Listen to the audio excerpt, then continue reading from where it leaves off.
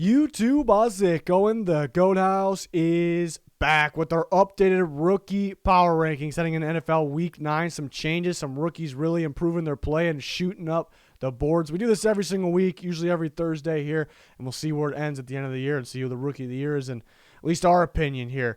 So join us for all that. We have a ton of NFL content here. We'll update our playoff predictions next week after Week 9, the halfway point, maybe some player rankings. But we got full NFL coverage every single week, so join us.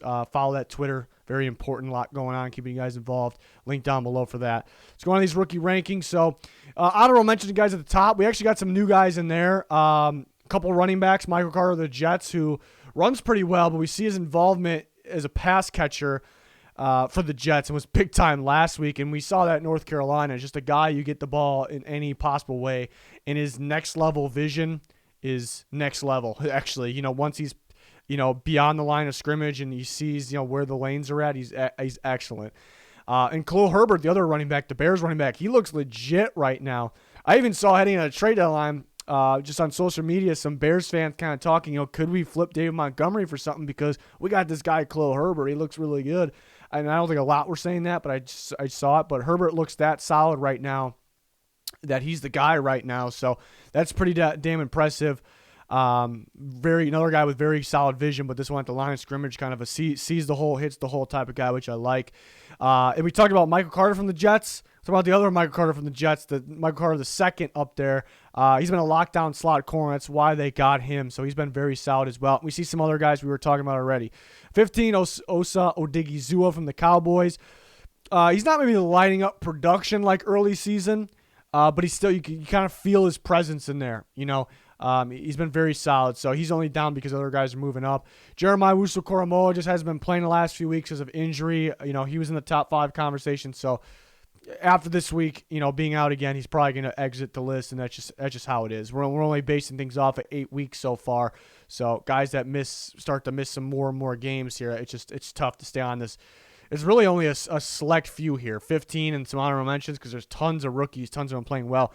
New entry here, Elijah Mitchell has been outstanding for the San Francisco 49ers. Their lead back, it's not really a split backfield anymore. Maybe a little sometimes, but because how good Elijah Mitchell has been. It was weird seeing the 49ers draft a running back in the 3rd round because they never value the running backs that high, and that was Trey Sermon, and they never really do that because they're good at kind of grooming the undrafted guys, the late-round guys. And then it was strange seeing them draft 2 running backs, but the second one sticks there in Elijah Mitchell. Again, he looks fantastic. I'm very pleased with his performance in one of my fantasy teams there. Trey Smith at 12. He has those. You can make highlight tape on Trey Smith. He has those kind of bully moments, bully blocker moments. So he's been fantastic. Patrick Surtain, another good week. A few weeks in a row, he's been very solid. A little inconsistent early in the year, so he's kind of making his way up. I expect him to continue going up. A lockdown type of week. It almost seems like you might have to attack the other side to have somewhat success, versus attacking Surtain's side. So he's been fantastic, especially the last few weeks, like I said. Next group, Azeez Ojulari had a monster week 2 weeks ago. I think he had a couple pressures last week, just nothing, crazy. But still, 5.5 sacks on the year. It's exactly what the Giants been looking for from the edge position. Has been fantastic. Greg Newsome, another corner. He was up here to start the year, and then he missed a few games, and that kind of knocked him off the list because we only, it's only a small sample size to go off of your amount of games. But then he's been back on the field, and he's been fantastic. Steelers, Deontay Johnson got him good. That was a big play by Johnson. Got him good on one play, but other than that, Newsome was pretty much locked down. You're allowed to, especially when you're a rookie, you're allowed to get beat here and there. But yeah, lockdown, really good attacking the ball, which we saw at Northwestern. That's kind of the way I raved about. Just so good at coming up and attacking the ball, whether we're talking pass or run. He had a key tackle on 3rd down to give him another shot too. He's all over the place. He's locked down type of guy. Kind of looks like a pro-ready type corner already, which is kind of rare at that position, I'd say. So he's been fantastic. Creed Humphrey's been great for the Chiefs, the center.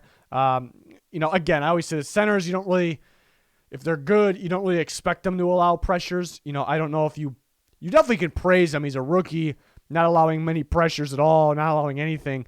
You definitely give him praise, but at the center position, I don't know if I give it as much praise as a guard or a tackle, but I still rank him 8 because he's been fantastic, obviously.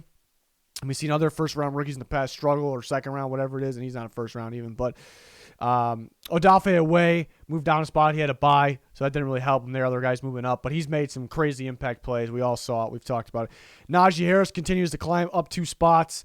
A good day on the ground. Not too effective in the passing game. Didn't really need to be, or in terms of the catching passes out of the backfield or downfield, but ran very well. Yeah, again, just putting up those numbers, running in catching the ball, receptions, receiving yards over the last his whole rookie years, but just really helped him in a process like this here. On the top 5, same group as last week, but kind of some swapping again. Kyle Pitts, not a super productive week. The Panthers did a good job, holding him down a little bit. Maybe if Ridley was in there, it would open things up for, a guy like Ridley and Pitts here. So Pitts down 2 spots, but still had a very solid year so far. Consistent, you still see where he could go. Mac Jones down 2 spots, had an okay game. I got the job done, made some crucial plays when I needed to. They kind of leaned on their run game a little bit, but it's just more of, I think the other 2 guys should go back up to where they were a few weeks ago. Because Rashawn Slater continues to impress. I think he only allowed 1 pressure last week, and the Patriots were really getting after Herbert too, but it wasn't coming from Slater. He's been absolutely outstanding. And Micah Parsons had a monster game. And what you love about Micah Parsons is his ability to do it all. The versatility. But there's some guys that are versatile that they can do this and they can do that, but do they do either at a high level? Or are they doing one at a high level? Maybe neither. Micah Parsons I can't figure out what he's best at because he does it all at a high level. Had way more off the ball reps in the Sunday night game against the Vikings than we were seeing over the last several games compared to edge rush, and he was fantastic there. The Cowboys had credit Dan Quinn too. They had a fantastic game plan. You thought, if they put him there, so we can get across the field, they give the ball to Cook across the field, or on Cousins rollout. Just being able to mirror and attack, I think that was perfect, and he did an outstanding job at all of that. But again, he played all over the place, but mainly off-ball linebacker, a lot of inside linebacker, mainly inside linebacker, but off the ball could be inside or outside, just not edge rush, which he lined up there as well, but just, again, a lot more of the off the ball. But you love the versatility and how he is kind of the game plan. He is the key. So he had to move back up for that one.